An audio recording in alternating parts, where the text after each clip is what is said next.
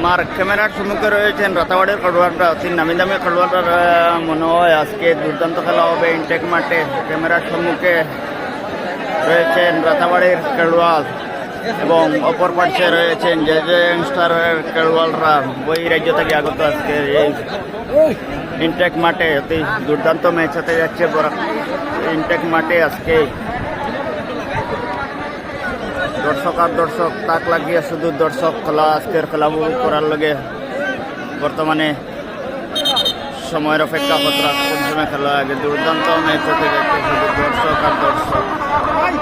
এগারা দেখাও ভাই সাহেব, দেখাও এগারা।